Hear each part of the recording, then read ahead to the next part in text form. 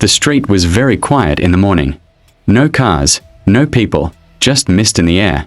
It felt like the world was holding its breath. Inside one house, an old woman named Grandma Koya peeked out through her curtain. Her eyes were sharp, like she was waiting for something strange to happen. But in another house someone was hiding behind the curtains. We couldn't see their face, only their hands. They were watching too. Then we met Ada, a young girl. She stood on the sidewalk and looked at her phone. She had just gotten a text message, but the message made her look scared. Ada quickly rushed inside her house and locked the door.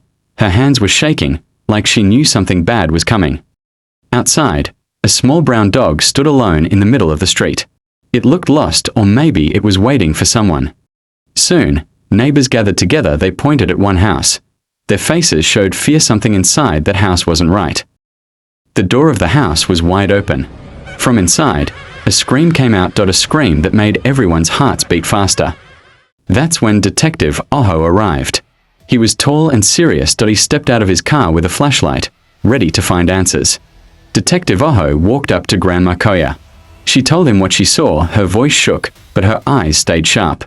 Detective Oho was looking at his small laptop. He looked very serious. A streetlight shined on him while the rest of the street was dark.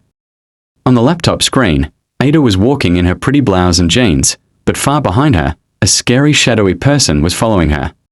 Detective Oho leaned closer to the screen. He pointed at the shadowy person. His eyes showed he was worried.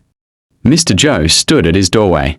He looked nervous. He didn't want to look at Oho. His voice was shaky, like he was hiding something. Detective Oho held a torn piece of Ada's blouse with his gloved hand.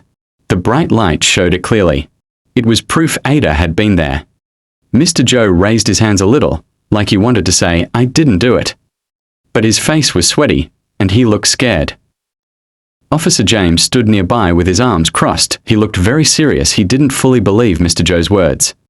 Far away, a tall man in a black hood stood at Ada's gate.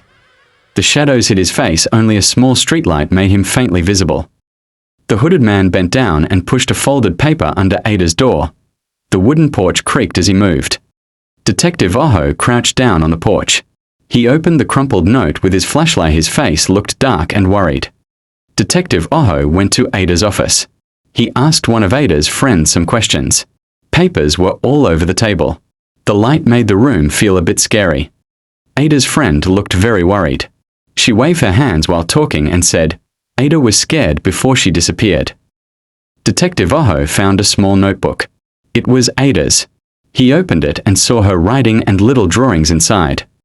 Later that night, Oho went to Ada's neighbor, Blessing. She pointed to Ada's yard and whispered, "I saw something strange over there." The moon made the night look spooky. Oho went into Ada's backyard. He bent down and used his flashlight.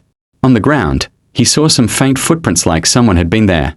Footprints led him to an old, broken house. Oho picked up the broken phone.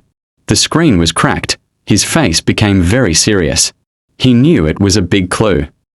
On the phone, there was a voice recording. IT had stopped halfway. On the screen, Oho could see lines that showed someone was talking. Suddenly, Oho froze. In the dark hallway of the house, he saw a shadow move. The air was dusty and quiet. Behind a wall, a dark figure was hiding. The figure was watching Oho, but Oho didn't know. Slowly, everywhere turned black. Is that the end of Detective Oho? Find out in the Season 2.